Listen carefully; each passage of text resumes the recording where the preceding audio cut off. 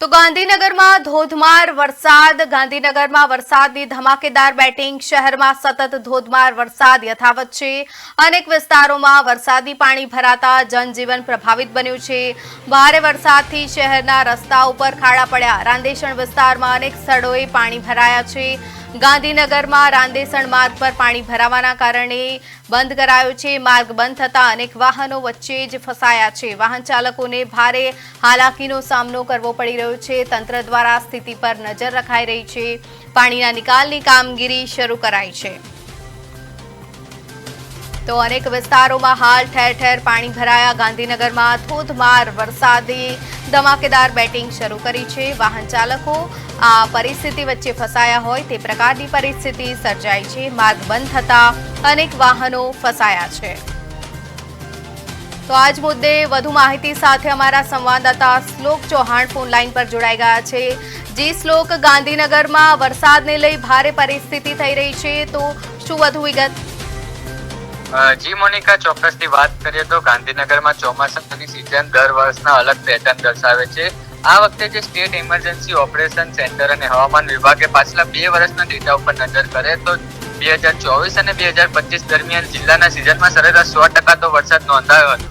જેના કારણે જે ગાંધીનગરના 4 તાલુકા છે, ગાંધીનગર, દેગામ, કલોલ અને માણસામાં તાલુકામાં ભૂગર્ભ અને જળસ્તર ઊંચું આવ્યું હતું. જો કે વર્ષ 2026 ની વાત કરીએ તો હજી સુધી ગાંધીનગરમાં 16.42% જેટલો જ વરસાદ નોંધાયો છે. બીજી વાત કરીએ તો ગાંધીનગરમાં 2 વર્ષની સરખામણીમાં ચાલુ સિઝનમાં વરસાદ તો અડધી ઘટ વર્તાઈ રહી છે તેવું દર્શાવી રહ્યું છે. છેલ્લા 2 વર્ષની વરસાદ પેટર્નમાં ઓગસ્ટ મહિનાનો ગાંધીનગર માટે સૌથી વધુ વરસાદ દર્શાવ્યો છે. એટલે ઓગસ્ટ મહિનો જે આવતો મહિનો છે એમાં ગાંધીનગરનો જે 2 વર્ષની સરખામણીમાં સારો વરસાદ નોંધાયો છે. જે વરસાદની સિઝન ચાલુના 39 દિવસ વીતી ગયા છે, પરંતુ જે ગાંધીનગરમાં 16% જેટલો જે વરસાદ નોંધાયો છે, પરંતુ ચાલુ વર્ષ 2026 ની વાસ્તવિક સ્થિતિ પાછળ વર્ષોના આંકડા કરતા તદ્દન અલગ ચિત્ર ઉભું કરે છે. સાથે તાલુકાની વાત કરીએ તો તાલુકાનો સૌથી ઓછો માત્ર 6% જેટલો જ વરસાદ પડ્યો છે. ગાંધીનગર જિલ્લાના 4 તાલુકાની વર્તમાન પરિસ્થિતિ પર નજર કરીએ તો અત્યાર સુધી કલોલ તાલુકામાં સૌથી વધુ 144 mm, માણસામાં 133 મિલીમીટર અને દેગામમાં 132 mm વરસાદ નોંધાયો છે. ગાંધીનગર તાલુકામાં સૌથી ઓછો, એટલે 4 તાલુકામાં ગાંધીનગર જે તાલુકો છે તેમાં 105 mm જેટલો જ વરસાદ, એટલે કે આશરે 6 ઇંચ જેટલો જ વરસાદ નોંધાયો છે. જી શ્લોક, શહેરમાં વરસાદી પાણી ભરાવાને લઈ અનેક સમસ્યા સર્જાઈ છે. ઠેર ઠેર પાણી ભરાયા, વાહન ચાલકો ફસાયા, ત્યારે માર્ગ પણ બંધ કરવામાં આવ્યો છે. શું વધુ વિગત? જી ચોક્કસથી વાત કરીએ તો પરમ દિવસે રાત્રે જેમ હવામાન નિષ્ણાંતોએ કીધું હતું તેવી રીતે પરમ દિવસે રાત્રે જે વરસાદ શરૂ થયો હતો તેની બાદ લગાતાર જે વરસાદ શરૂ છે તેના કારણે ગાંધીનગરના અનેક જે નીચાણવાળા વિસ્તારો છે ત્યાં પાણી ભરાવાની સમસ્યા યથાવત છે.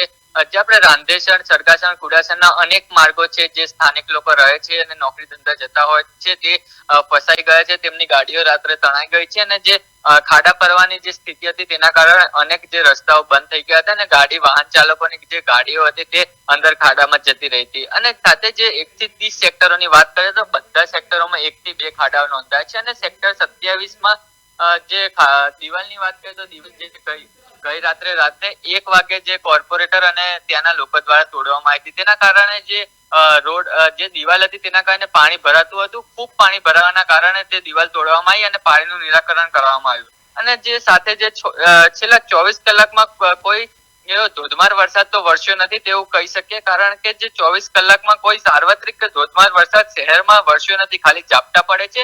અને જે વરસાદની જે ઉત્તરની બાજુ જેવી રીતે જે સુરત, વાપી, વલસાડ, નવસારીમાં જે વરસાદ પડી રહ્યો છે તેવો વરસાદ હજુ ગાંધીનગરમાં દેખાઈ રહ્યો નથી. આગામી સમયે જે 2 દિવસ છે, 48 કલાક છે, તેમાં વરસાદની હજુ આગાહી રેડ એલર્ટ છે ગાંધીનગર અને અમદાવાદમાં. જી, તો ગાંધીનગરમાં આગામી 48 કલાકમાં ભારે વરસાદની આગાહી જે વ્યક્ત કરવામાં આવી છે, તો તેને લઈ તંત્ર કેટલું એલર્ટ મોડ પર છે?